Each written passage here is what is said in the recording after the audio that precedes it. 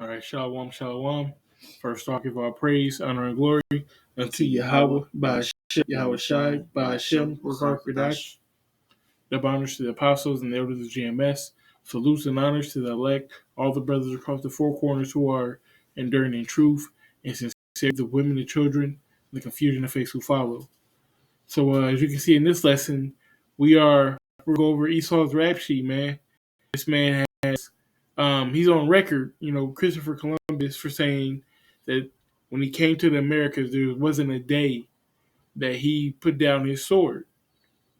This man has sold violence, raped, robbed, and murdered, the whole country, really the whole earth. All right. And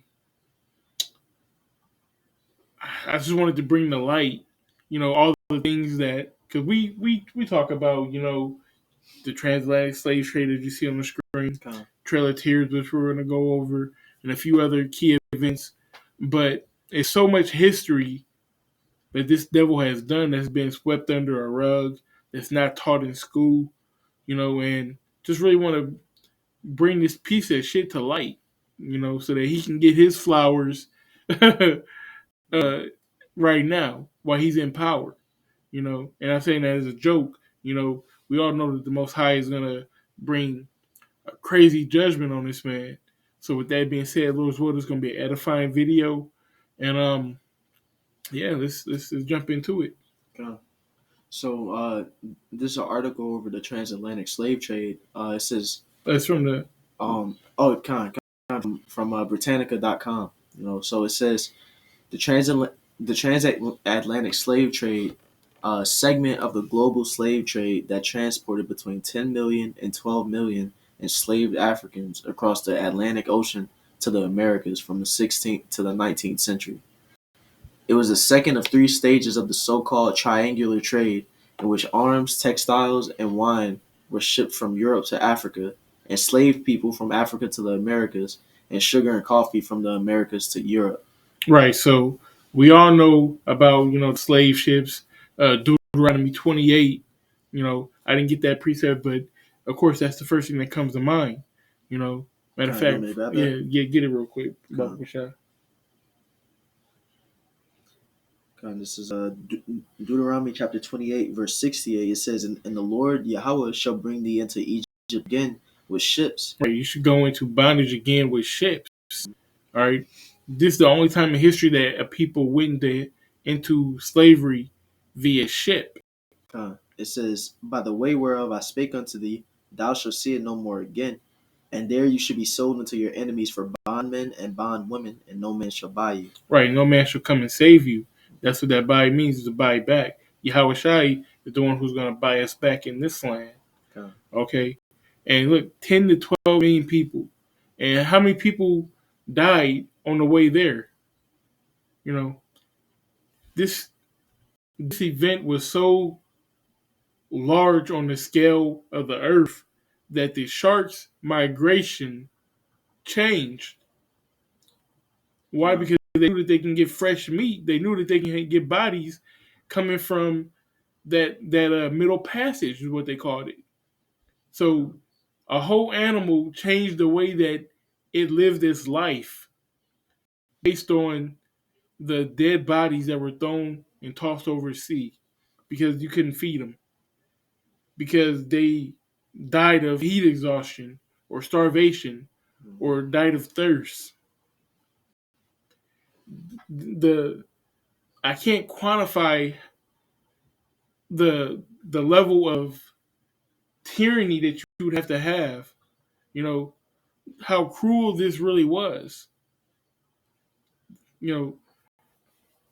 Like the scripture says, that the Most High put this white man over us as a whooping stick, right?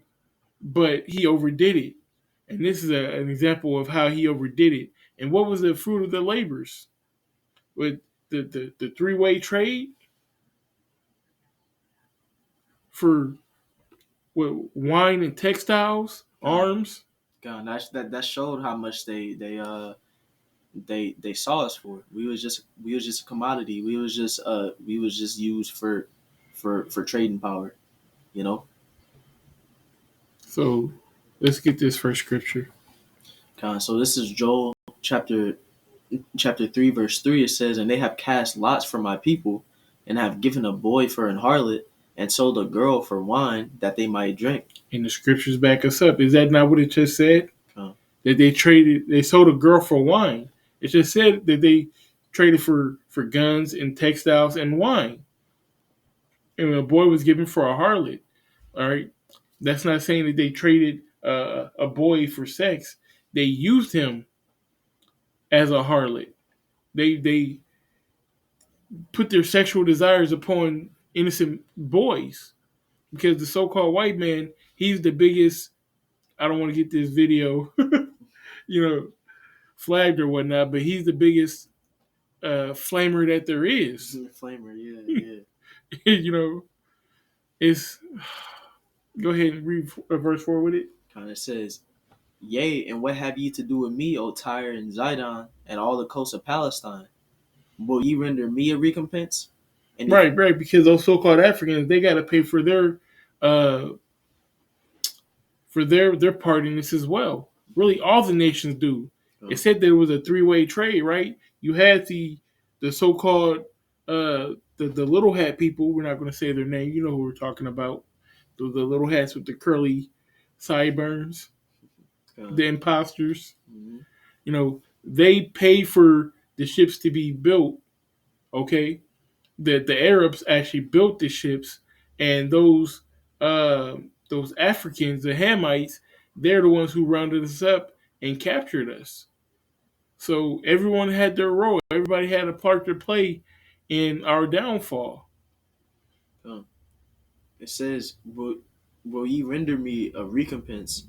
And if ye recompense me, swiftly and speedily will I return your recompense upon your own head. That's right, man. The Most High, it's a joke. What are you going to pay back the Most High for kidnapping the apple of his eye? His children. What are you going to do? How are you going to pay that back? You can't. But you're going, Slakia, you are going to pay that back. You're going to pay it back with your head. You're going to pay it back with the sweat off your back, your labor, especially the so-called white man. He's going to get beat brutally. He's going to be the number one slave in the kingdom of heaven until there's no more use for him.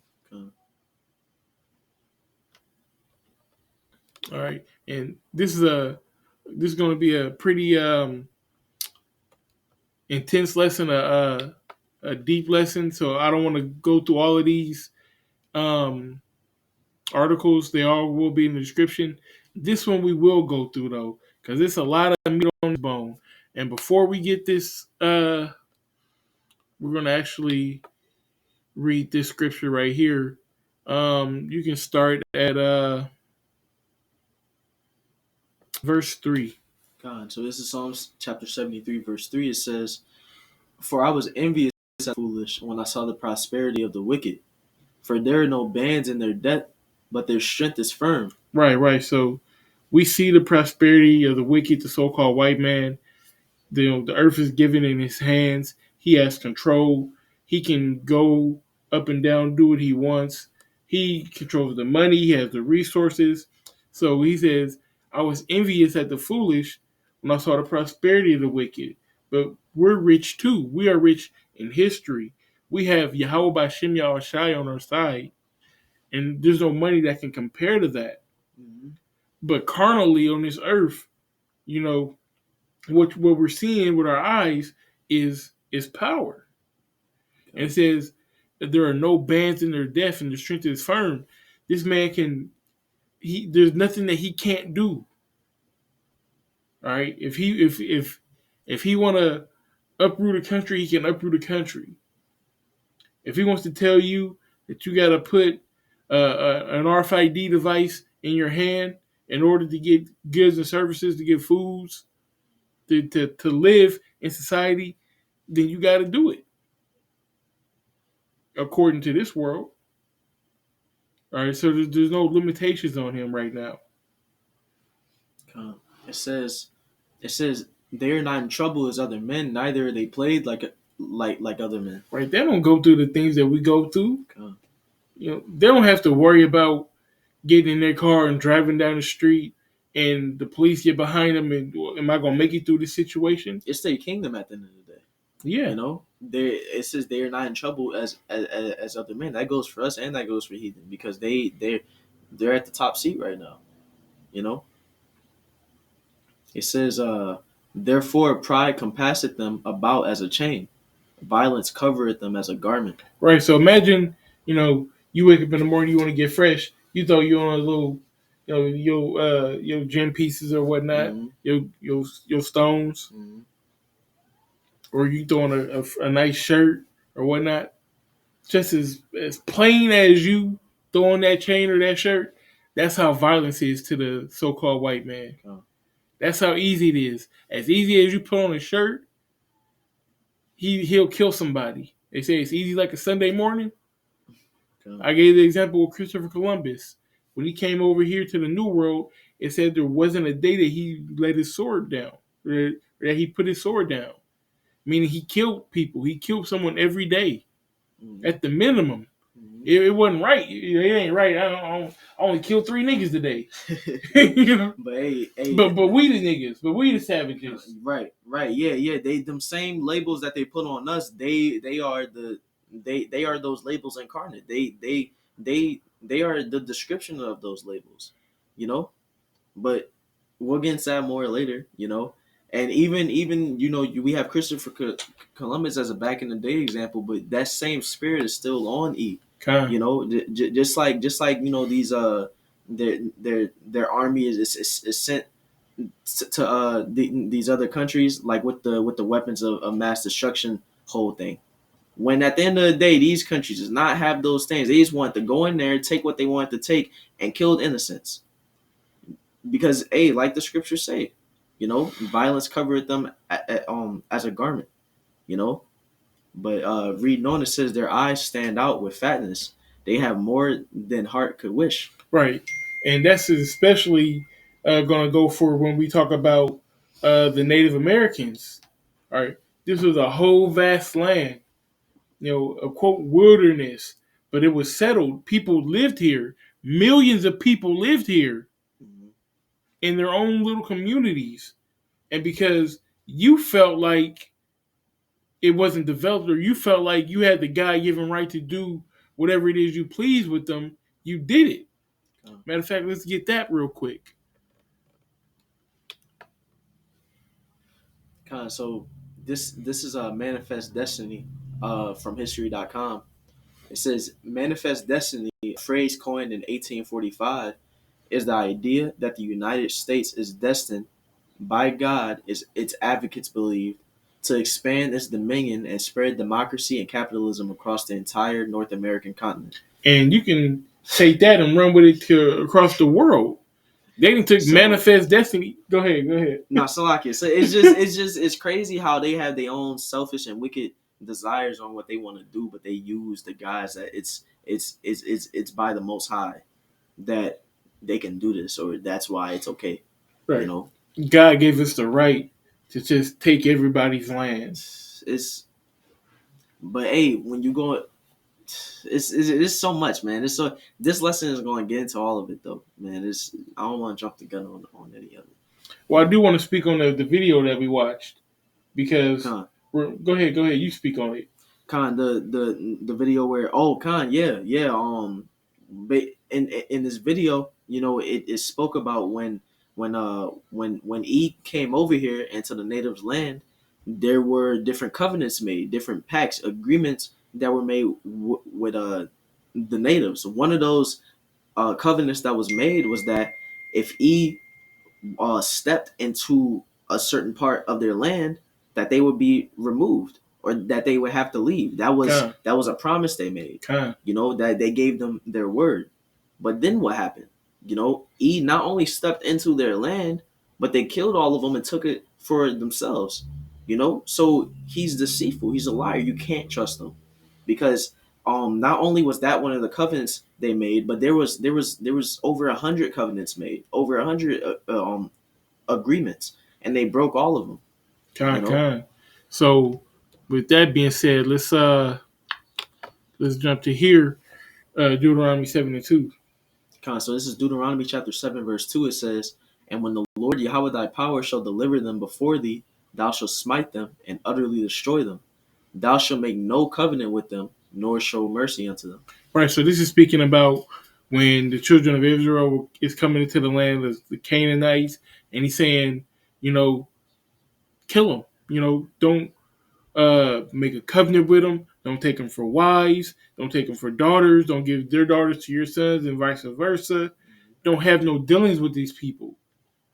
Why? Because they're heathen, and you're going to take on their customs, and they're going to corrupt you.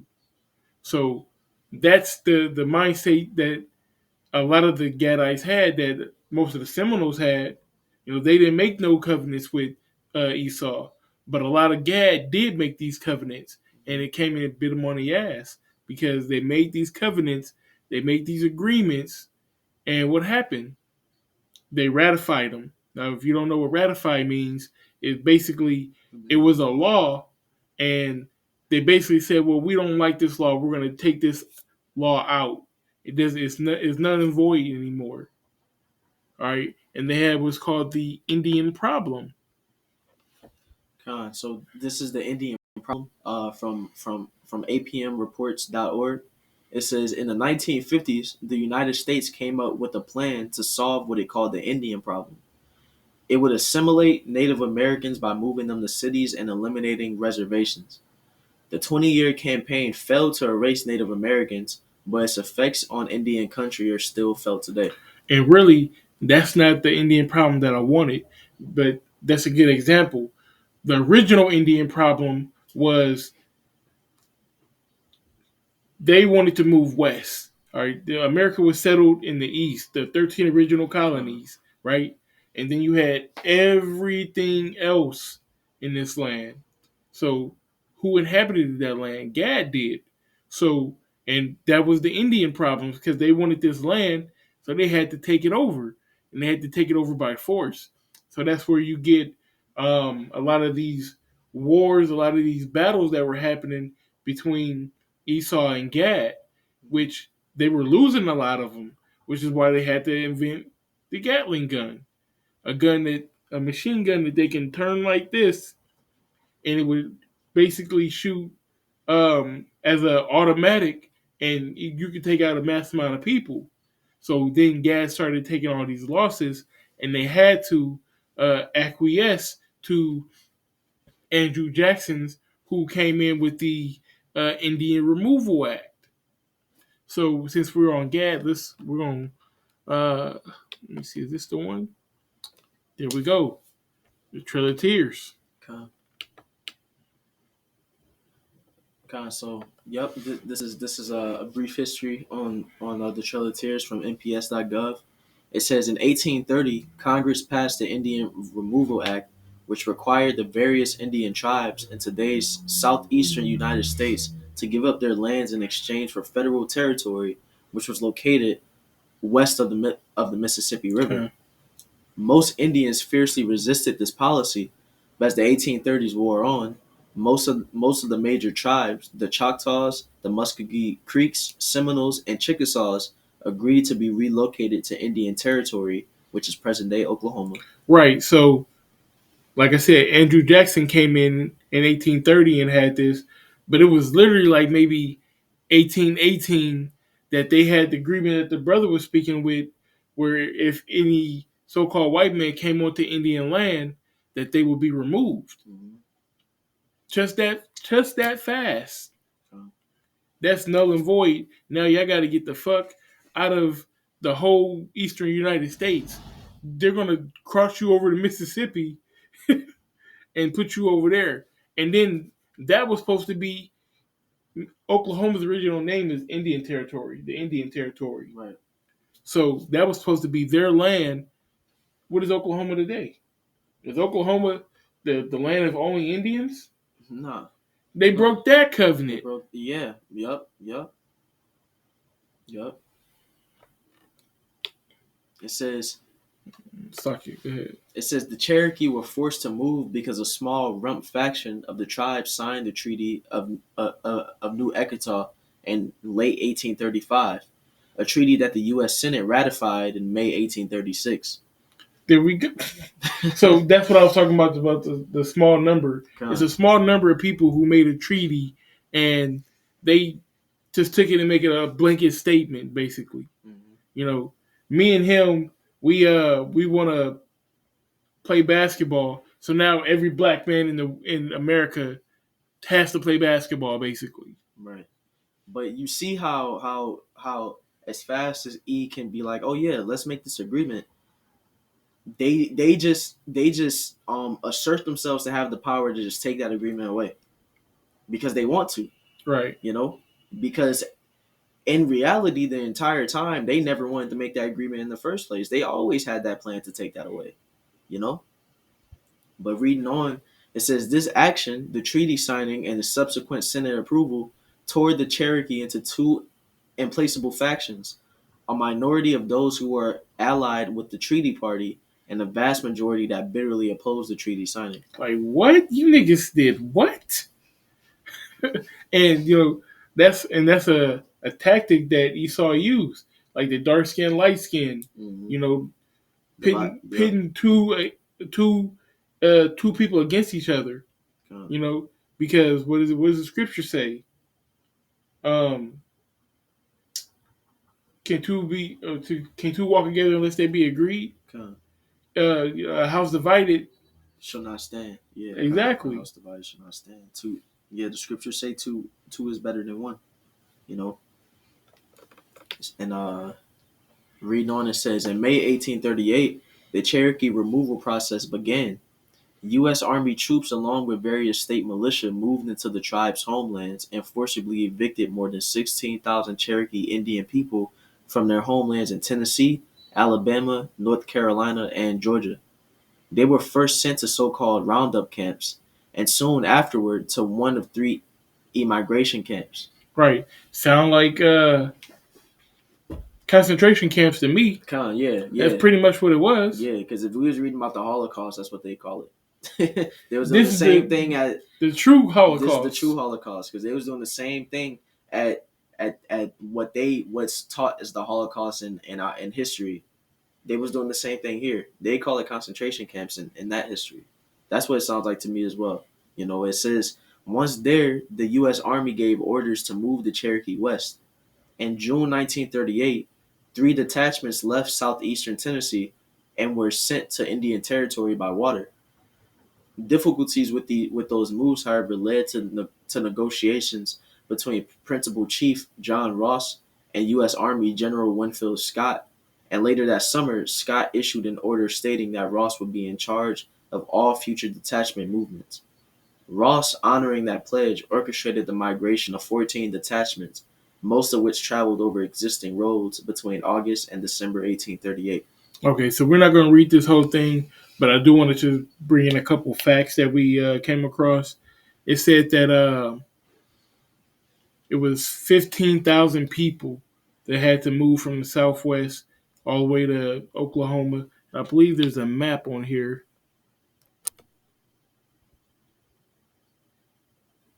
No, it's not a map. Okay.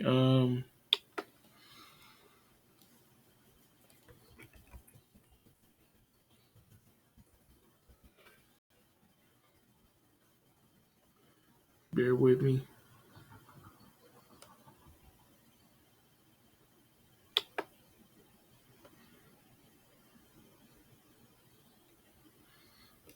So they had to remove from these different various states 15,000 people, and they said a third of them died.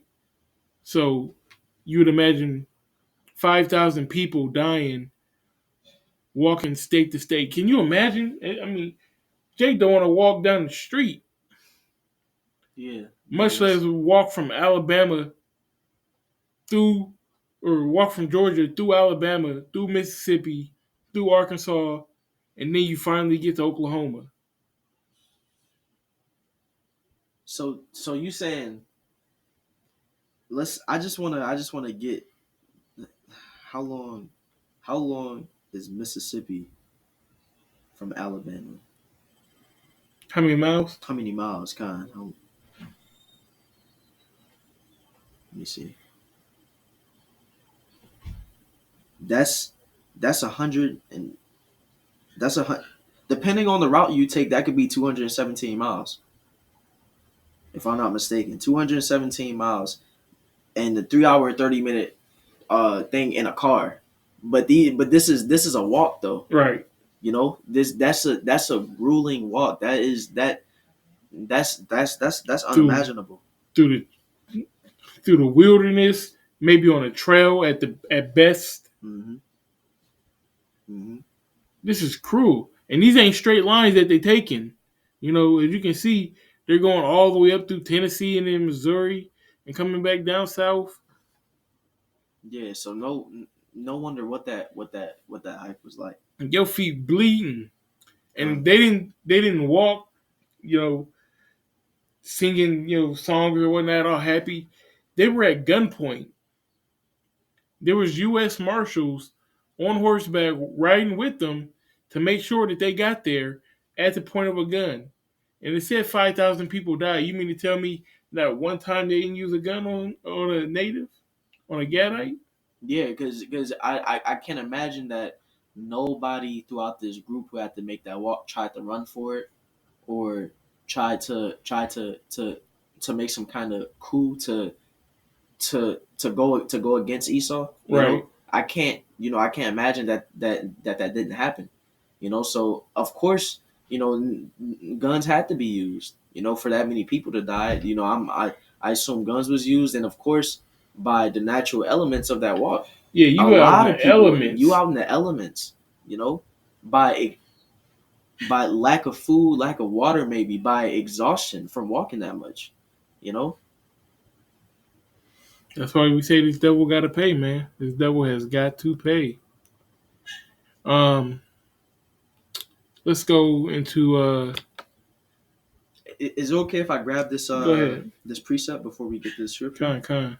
So this is Revelation chapter 18 and verse 5. It says, "For her sins have reached unto heaven, and the Most High had remembered her iniquities." And the reason why I get this scripture is just because this is a list. You know, this isn't articles for, well, there's articles for each one of these things that they're about to list, but the brother said there's about 2 pages long of these different titles of things that he has done. You know, and that's why it says, "For her sins have reached unto heaven." You've done so much, Man, and I just wanted to grab that real fast. con. That's a beautiful point because we know about the transatlantic slave trade. We know about the Trail of Tears. Let's get into these things that we don't know about. The things that E tried to sweep under the rug. Okay. This is from the zenproject.org. It says massacres in U.S. history. So this is May 26, 1637, the Pequot massacre. Hundreds of Pequot villagers were massacred by the Puritans in Mystic, Connecticut. Right, and the Puritans, they're supposed to be a religious group, Mm-hmm. but they're murdering the Pequot. That's Gad Okay. in the Northeast, I believe, New York area, New York, Connecticut, in that area. Mm-hmm. Uh, July 27th, 1816, attack on the this word we made. Yeah. Apalachicola River. A fort on the Apalachicola River in Florida was firebombed by the U.S. Army. Firebombed by the U.S. Army, which reminds me of Tulsa, Oklahoma. Mm-hmm. Black Wall Street had the same fate. Firebombed. You had literally, they were dropping bombs because Jake was doing too well, and it's case after case after case of this. Rosewood, the town of Rosewood in Florida, it was like 200 people in town. Everybody was Jake except for one white family, and you had the wife. She was having an affair, and the husband caught him. And I can't remember exactly how the story goes, but she said it was uh, a, a Jake that did it. So the white people basically in the next town over, they came over and they burnt the whole town down and you had thousands of people coming from other towns to burn them down, to kill people, to kill our people. Women, children didn't matter. This is the spirit that's on this man. Mhm. Remember, it said violence covered him as a garment. God, Oh, we can skip that one. Go to July. this July 13th, 1863, the New York City draft riots and massacre. The NYC draft massacre riots were the largest civil insurrection in U.S. history besides the Civil War itself. White mobs attacked the African American community, committing murder and burning homes and institutions, including an orphanage. And just to mention, it's crazy that we're reading through these different massacres in the U.S. All of these except for this one that we just skipped. You notice how all of them is E against J. That's internalized hatred, and there's no other explanation for that. Because why is all these major massacres that's documented all E against J? Whether it be the natives, whether it be Jacob, all of this is E against J. Yeah, that's a beautiful point. Well, we're gonna bring out this. I'll read it for you. Huh. It's Ezekiel 35:5. It says, "Because thou hast had a perpetual hatred, Mm-hmm. and hast shed the blood of the children of Israel by force of the sword in the time of their calamity, in the time their iniquity had an end." It says perpetual hatred. What does that perpetual mean? That means it's ongoing. This has been something that's been going on since the beginning of our two nations, from the womb. We've been fighting, even in the womb, even back in Genesis. It's a perpetual hatred. It's been going on forever since then, and it's going to continue to go on. It's going on today, and it's going on in all these different massacres that we're reading. That's why in all these massacres, except for that one we saw, is all against us. Because it's targeted on purpose. It's in their heart. They can't shake that. To this day, To this day, yeah. because we still have people. Was it oh boy, that got ran down? He was in Georgia, I believe. He was jogging. I can't remember his name right now. Ahmaud Arbery. Yeah. Is that him? I think it's Ahmaud Arbery. I believe that's him. It's been so many, forgive me if I got the wrong nigga who they killed. God. But you got that's just an example right there. What about the guy who just last week in Buffalo, went to a grocery store in the hood and killed 10 people? Mm-hmm. And he was, and there's enough evidence to rightfully assume that it was a targeted crime towards Jake. That's exactly what they said it was. That he wanted to kill some black people. Mm-hmm. So I mean, we've been at it since the womb. All right, and this perpetual hatred, man, they got it out for us. Mm-hmm. They really got it out for us. But it's cool because Jacob's gonna get his he's gonna overcome in the last, just like Gad said that Gad Troop will overcome him, but at the end he will overcome. And that's what we're gonna do, man. We're gonna overcome in the end. This is November 29th, 1864, the Sand Creek Massacre. It says a Colorado cavalry unit, on orders from Colorado's governor and ignoring a surrender flag, brutally attacked Cheyenne and Arapaho. it's like Arapaho tribes. White abolitionist Silas Soule was assassinated for reporting on the event. Because he snitched. Because he was out there. Look, they were giving up. We surrendered, waving a white flag. But did this man have any compassion in his heart and say, okay, let's just take him prisoner or anything like that? No. They continued the assault. They ain't have no mercy, no compassion. No mercy, no compassion on us. So why should we have any mercy, any compassion on you? Mm-hmm. That's why when the Lord come down, it's going to be a righteous judgment. When that gavel, when that gavel hit the pavement, when that gavel, guilty. Hmm. You did the crime. You gonna do the time. This is April 12th, 1864. It says Union soldiers massacred at Fort Pillow. It says Confederate troops massacred over 500 surrendering, and it's surrendering white flags. This is situations where not only were they at war, because you can use the excuse this is what happens in war, because I've heard that excuse before, but this is to the point where it's not just war. This is It's a war crime at it's that a war point. crime. It says Confederate troops massacred over 500 surrendering Union soldiers, majority African American, at the Civil War Battle of Fort Pillow.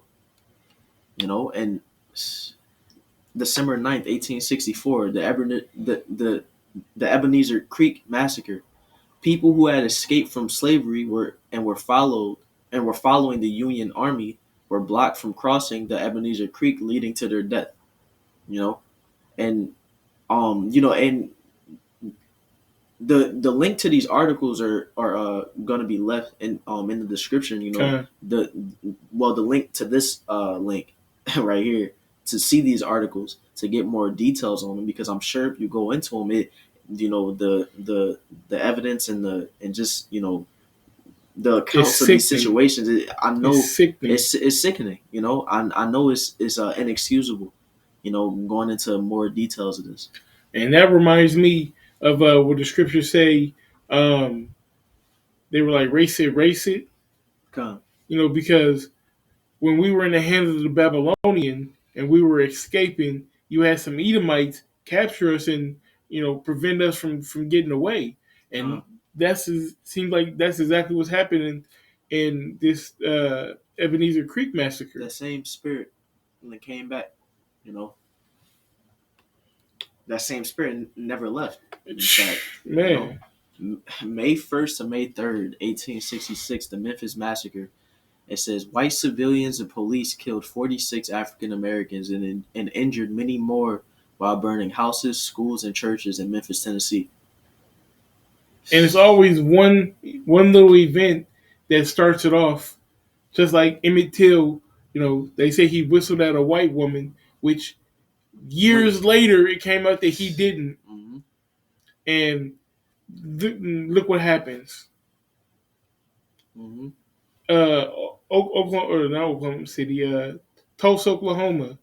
You know, one Jake, you know, sets off a whole riot. I've seen a documentary on that. That's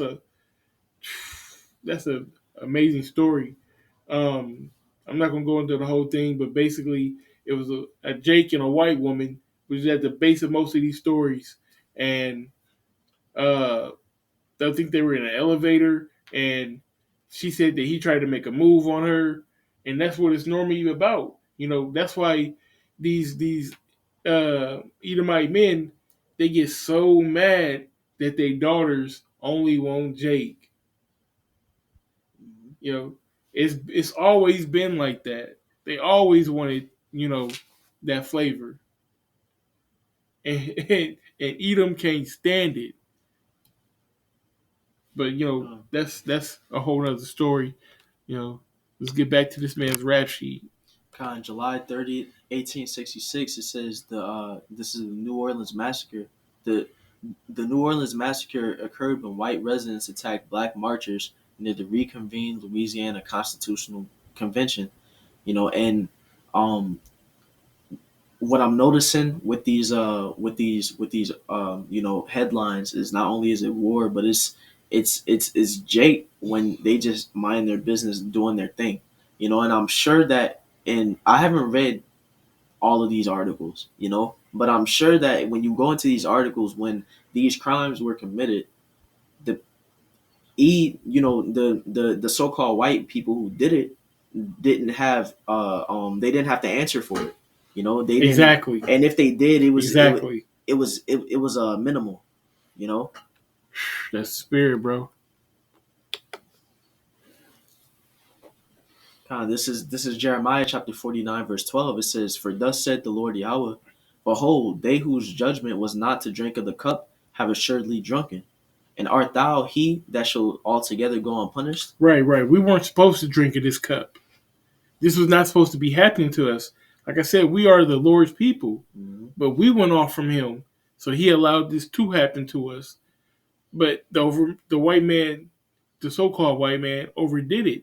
So is he going to go unpunished? Is he not going to get a just punishment for the evil deeds that he did? Mm-hmm. Keep reading. It says, and art thou he that shall altogether go unpunished? Thou shalt not go unpunished, but thou shalt surely drink of it. He's going to drink of it. So everything that we're going through now, he's going to go through. Mm-hmm. Surely is a righteous thing with the Most High to, how does it go? Surely is a righteous thing to the Most High to avenge them who trouble thee, to recompense them that trouble thee. Mm-hmm.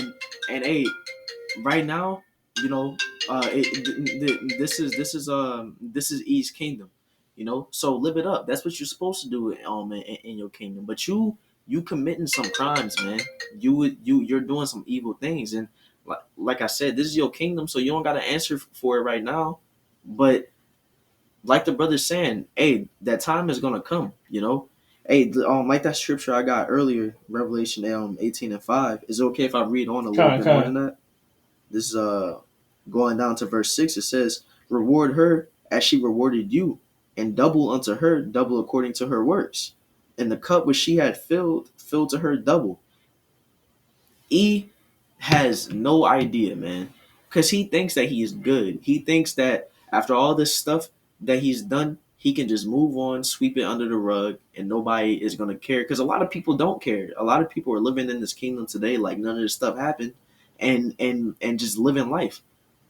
And so, hey, as time goes on, out of mind, out of out of sight, out of mind, they just he is living it on, and these people living in his kingdom is just living on. But you gotta answer. You gotta answer for these crimes. You know what you put out there has to come back to you.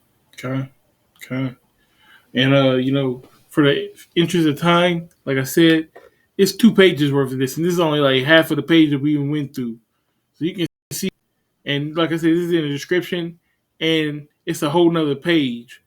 So we're gonna move on to the Spanish Inquisition, and we're gonna end it with this. So this is the Let's read that. Yeah. This is beginning in the 12th century and continuing for hundreds of years. The Inquisition is infamous for the severity of its tortures and its persecutions of Jews and Muslims. Its worst manifestation was in Spain, where the Spanish Inquisition was a dominant force for more than 200 years, resulting in some 32,000 executions. Right. It says there's persecution in Jews and Muslims, both of which was Jake. All right. Mm-hmm. They were the Muslims. They were called Moreno, or meaning black. All right. So not only did it take place in the Central and South America, which that's what we're going to get into mostly, but it also took place over in Spain as well when we were still in power back in the 12th century. I have an article here that poses a question, a disgusting question, or a disgusting statement, should I say. It says, historians say the Spanish Inquisition wasn't that bad. That's what the headline says. You know, I don't think the camera is showing right now the screen, but it's saying that historians say the Inquisition wasn't that bad. For centuries, people were burned at the stake, stretched to death, or otherwise tortured for failing to be Roman Catholic. And what is most of the northern tribes today? The Latinos, you go to Mexico, you go to Puerto Rico, you go to Central and South America. What was it, Brazil? They got that big statue of the white Jesus. Mm-hmm. They are all Roman Catholic because they were conquered. Go ahead, bro. It says, but if research released by the Vatican is right, the Inquisition was not as bad as one might think. According to the documents from Vatican archives relating to the trials of Jews, Muslims, Cathars, witches, scientists, and other non-Catholics in Europe between the 13th and 19th centuries, the number actually killed or tortured into confession during the Inquisition was far fewer than previously thought. Estimates of the number killed by the Spanish Inquisition, which Sixtus the Fourth authorized in a papal bull in 1478, have ranged from 30,000 to 300,000. Some historians are convinced that millions died. So, like it, bro. You can go ahead, bro. You can. No, I mean, because I actually made a mistake. This is just the Spanish Inquisition, which is basically what we said. You know, the most part that it took place in Spain, killing Jews, killing Muslims. Mm-hmm. This isn't even talking about the conquest. This is the Inquisition alone. Yeah. The conquistadors and what they did when they came over here. But you can see they ain't had no heart for nobody. They did this under the guise of the Roman Catholic Church. Where in the Bible does it say to kill to get people to come to your religion? Even so, when it says that number ranges from 30,000 to 300,000, somewhere in the loose 30,000 to 300,000 range, and some are convinced that millions died. How can you say that it's not that bad? Let me form a group and kill 10 people, and think of the names, think of the titles, think of the way that group and I will be painted. But you say 30,000 to 300,000, possibly millions, and it's not that bad.